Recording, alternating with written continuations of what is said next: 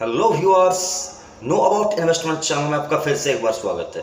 दोस्तों, चारों तरफ IRFC ये जो स्टॉक है, रेलवे फाइनेंस से रिलेटेड जो ये स्टॉक है, इस कंपनी को लेकर चारों तरफ अगर आप देखेंगे 2-5 दिन से बहुत ज़्यादा यहाँ पर चर्चा स्टॉक को लेकर हो रहा है और पिछले 5-7 दिनों के अंदर स्टॉक ने एक अच्छा खासा रिटर्न भी दे दिया है। तो अब क्या हो सकता है, अब आगे की चाल क्या रह सकती है और स्टॉक जो इतना बढ़ रहा है उसके पीछे का मेन रीजन क्या है, ये सारा कुछ हम लोग समझेंगे। तो वीडियो पूरा देखिएगा, आपको पता चल जाएगा कि एज ए कंपनी आपको क्या IRFC में इन्वेस्ट करना चाहिए लॉन्ग टर्म के लिए। क्योंकि सर देखिए, मैं आपको हमेशा ये कहता हूँ कि छोटे टिकट प्राइस के जो स्टॉक है उनसे आपको थोड़ी सी सावधानी बनाकर रखनी चाहिए। तो क्या IRFC भी उसी कैटेगरी में पड़ जाता है या फिर वो थोड़ा अलग है, ये आपको पता चल जाएगा। बिजनेस फंडामेंटल भी आपको थोड़ा सा समझाने की कोशिश करूंगा, तो वीडियो पूरा देखिएगा। और अगर आपने अभी तक चैनल को सब्सक्राइब नहीं किया तो आपसे विनती है कि चैनल को सब्सक्राइब कीजिए, नोटिफिकेशन आइकन को प्रेस कीजिए, ताकि जब भी इस चैनल के ऊपर किसी भी स्टॉक के ऊपर कोई भी वीडियो अपलोड हो तो उसका नोटिफिकेशन आप तक जरूर से पहुंचे। तो सर देखिए, अगर आप IRFC को आज की डेट में देखने जाएंगे तो 34 रुपीज 90 पैसे, मैं बात कर रहा हूं 29 नवंबर 2022 की, आज ही के दिन। हाँ दोस्तों, आज ही के दिन वेदांता का 17 रुपया 50 पैसे का डिविडेंड का जो है वो एक्स डेट है। आज ही के दिन, डेट याद रखने के लिए मैंने आपको एक लैंडमार्क बताया। तो 34 रुपीज 90 पैसे के ऊपर IRFC का जो ये स्टॉक प्राइस है, इसके ऊपर क्या लेना चाहिए। तो बेशक अगर आप देखें दोस्तों, अगर आप एक लॉन्ग टर्म इन्वेस्टर हैं तो आपके लिए कोई भी स्टॉक खराब नहीं है, बस आपको उसका फंडामेंटल समझ लेना है। लेकिन अगर आप एक ट्रेडर हैं और आप समझना चाहते हैं कि यहाँ पर क्या ट्रेड लेना चाहिए, तो ये चैनल आपके लिए नहीं है सर। इस चैनल के ऊपर ट्रेडिंग से रिलेटेड ज़्यादा अपडेट मैं नहीं देता हूँ, क्योंकि ट्रेडिंग पर्सनली मैं भी बहुत ज़्यादा नहीं करता हूँ। तो सर यहाँ पर अगर आप इन्वेस्टमेंट के पर्पस के लिए देखें तो ये स्टॉक उतना खराब मुझको नहीं लगता है सर, उतना खराब नहीं लगता है। स्टॉक के अंदर दमखम है, 40 रुपया तक स्टॉक जा सकता है, बेशक जा सकता है। और हो सकता है दिसंबर या जनवरी के अंदर अंदर ही ये स्टॉक आपको 40 का भाव दिखा भी दे। वर्ड के ऊपर ध्यान दीजिएगा साहब, दिखा भी दे। लेकिन आपको 40 रुपए के लिए स्टॉक को अगर आप अंधाधुंध प्ले करने जाएंगे तो वो मुझको नहीं लगता बहुत अच्छा एक मतलब यहाँ पर आपके लिए एक डिसीजन होगा। प्राइस टू बुक वैल्यू की बात करें तो 1.12 रुपीज के आसपास इसका प्राइस टू बुक वैल्यू निकल के आता है, जो कि अच्छा है। ठीक है सर, अगर आप सेक्टर के प्राइस टू बुक वैल्यू से देखेंगे तो आपको ये सस्ता मिल रहा है। डिविडेंड यील्ड की बात करें, 4% का डिविडेंड यील्ड। सर सेविंग्स का इंटरेस्ट तो आपको उससे ज्यादा है, मतलब सेविंग्स से तो आपको ज्यादा ही इंटरेस्ट रेट यहाँ पर एज ए डिविडेंड मिल जाता है। बीटा की बात करें, देखिए सर बहुत से लोग नहीं जानते बीटा क्या होता है। तो सर बीटा एक वॉलेटिलिटी इंडेक्स होता है कि स्टॉक के अंदर कितना ज्यादा वॉलेटिलिटी होती है, उसको जज करने के लिए एक इंडेक्स होता है। अगर आप देखेंगे एक इंडिकेटर होता है जिसको बीटा कहा जाता है। इसका बीटा भी अगर आप देखेंगे आसपास ये ठीक ठाक ही है, बहुत ज़्यादा खराब नहीं है, 0.48% के आसपास है। मार्केट कैप की बात करें, ये इंपॉर्टेंट फैक्टर है सर। छोटा टिकट साइज है लेकिन सर स्टॉक का मार्केट कैप देखिए कमाल का है, 45,609 करोड़ के आसपास का इसका मार्केट कैप निकल के आ रहा है। और अगर आप देखेंगे जो कुछ की फीचर्स जो मैंने आपको बताया पहले ही कि जो आपको देखना चाहिए, प्रोमोटर होल्डिंग्स की बात करें सर, वो बहुत ही अच्छा है।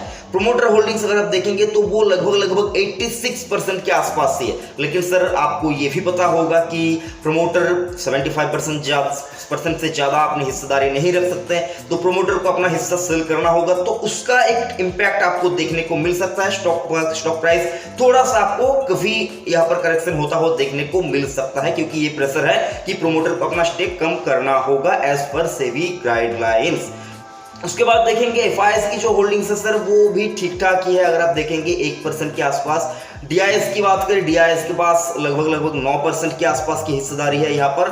और जो पब्लिक है उसके पास बाकी का मतलब सर पब्लिक के पास जो है सर वो 9% के आसपास की है और DIS के पास 1% के आसपास की है। तो सर यहाँ पर अगर आप देखेंगे ये जो पैनिक सेलिंग चल रही थी, इसके अंदर सबसे ज्यादा जो पैनिक में थे वो पब्लिक थे, यानी कि सर रिटेल इन्वेस्टर नहीं। यहाँ पर अगर आप देखेंगे अपना जो होल्डिंग है वो जून 2022 क्वार्टर से लेकर सितंबर 2022 के क्वार्टर के बीच में जो पब्लिक होल्डिंग्स है वो उसमें कटौती हुई है। बाकी अगर आप देखेंगे म्यूचुअल फंड होल्डिंग्स वहां पर भी आपको बढ़ती हुई दिखेगी। एफआईएस की बात करें वहां पर भी आपको फॉरेन इन्वेस्टर नंबर अगर आप देखेंगे वो बढ़ते हुए दिखेंगे थोड़ा बहुत। तो एज सच यहाँ पर कुछ खराब मुझको देखने को नहीं मिल रहा है सर। और बाकी अगर आप बात करें यहाँ पर जो कुछ की फैक्टर्स अगर आप देखेंगे, रेवेन्यू की बात करें तो रेवेन्यू कंपनी का कॉन्स्टेंटली अगर आप देखेंगे 2018 से लेकर 2022 तक इंक्रीज ही होता हुआ है। यहाँ पर अगर आप देखेंगे 11,000 करोड़ के मुकाबले 2022 में वो 20,200 करोड़ के आसपास उसका रेवेन्यू पहुंच चुका था। अगर आप देखेंगे नेट प्रॉफिट की बात करें तो उसमें भी आपको मुनाफा देखने को मिलेगा सर। 2007 करोड़ का था 2018 में, और वो 2022 आते आते आपको वो 6,000 करोड़ का देखने को मिला। उसके बाद ईपीएस की बात करें, अर्निंग पर शेयर, जो कि बहुत इंपॉर्टेंट एक टॉपिक होता है कि किसी भी कंपनी में निवेश करने के लिए आपको कितना मिल रहा है। अर्निंग पर शेयर, आप जो एक शेयर आपने खरीद के रखा हुआ है उसके पीछे आपको हर शेयर में कितना पैसा मिल रहा है, तो वो भी अगर आप देखेंगे 4.66% 4.66 रुपीस आपको ईपीएस मिलता हुआ देखने को मिल रहा है। और ईपीएस में भी आपको कांस्टेंट बढ़ोतरी देखने को मिल रही है, जो कि एक बहुत ही अच्छी बात है सर। और डेट टू इक्विटी की बात करें, ये मुझको थोड़ा सा खराब लगा सर। डेट टू इक्विटी अगर आप देखेंगे, ये जिस कंपनी का जितना कम रहेगा वो उतना अच्छा होता है। लेकिन अगर आप देखेंगे फाइनेंस कंपनी जो होते हैं, जो बैंकिंग सेक्टर से रिलेटेड कंपनी होता है, उनका डेट टू इक्विटी रेशियो वो ज्यादा ही आपको देखने को मिलेगा, क्योंकि उनका काम ही होता है एक से पैसा लेकर एक को देना। तो सर उनका डेट टू इक्विटी रेशियो ज्यादा ही रहेगा। ये बहुत ज्यादा पैनिक करने वाली बात नहीं है। एज सच फंडामेंटली अगर आप देखेंगे तो सर इनका जो कैश फ्लो है वो भी मुझको अच्छा ही लगा। कैश फ्लो अगर आप देखेंगे, इनका मतलब जो इनका रेवेन्यू है उससे इनका कैश फ्लो कितना आता है तो वो भी मतलब ठीक ठाक है, बहुत अच्छा है ये। तो सर अगर आप इन्वेस्ट करना चाहते हैं तो सीधा सीधा मुद्दे की बात आपको टॉपिक बता रहा हूं सर। अगर आप इन्वेस्ट करना चाहते हैं तो टूटकर खरीदने की जरूरत नहीं है। टूटकर खरीदने की जरूरत नहीं कि माल तो मुझको मिलेगा नहीं, आज ही ले लेता हूं। ये साइकोलॉजी अगर आपके मन में है सर तो इसको आपको डिलीट करना होगा, क्योंकि सर ये मुझको नहीं लगता ठीक होगा। अगर आप चाहते हैं पेशेंस के साथ, अगर आप 15-20% 2-3 साल के अंदर कमाना चाहते हैं कॉन्स्टेंटली, तो सर अगर आप चाहें पेशेंस के साथ आप इसको बाय कर सकते हैं। बाकी एज सच अगर आप देखेंगे, इसका जो बुक वैल्यू है वो मार्च 2022 में 31.37 रुपीस के आसपास था। बुक वैल्यू के आसपास मिल रहा है तो अच्छा बेट हो सकता है। लेकिन जैसा कि मैंने आपको कहा सर, टूटकर नहीं खरीदना है, धीरे धीरे टुकड़ों में खरीदिए। IRFC अच्छी कंपनी है। और एक डिस्क्लेमर देना चाहूंगा, मेरे निजी पोर्टफोलियो में भी IRFC का स्टॉक है और एवरेज प्राइस कुछ 24-25 रुपीस के आसपास है। तो डिस्क्लोजर सर कि आपको बताना जरूरी समझता हूं कि मैं आपको सर उसी कंपनी के रिलेटेड वीडियो बनाकर बताता हूं जिसमें मैं पर्सनली निवेश करता हूं। आपको कभी भी डरने की जरूरत नहीं है कि मैं आपको कोई ऐसी कंपनी में निवेश करने को बोल दूंगा जिसमें मैंने इन्वेस्ट नहीं किया है। वो बहुत कम बार होगा, मैं आपको बता भी दूंगा कि मैंने इसमें निवेश नहीं किया है। तो थोड़ा बहुत टुकड़ों में खरीदिए। 40 रुपए तक का भाव आपको दिसंबर या जनवरी में आता हुआ देखने को मिल सकता है। स्टॉक गिरता है, प्रमोटर के ऊपर एक प्रेशर है कि स्टेक उनको कम करना होगा, तब भी गिर सकता है। बाकी एज सच 2 से 5 साल के लिए स्टॉक अगर आप लेना चाहते हैं, टुकड़ों में खरीदिए। स्टॉक आपको अच्छा रिटर्न देकर जा सकता है।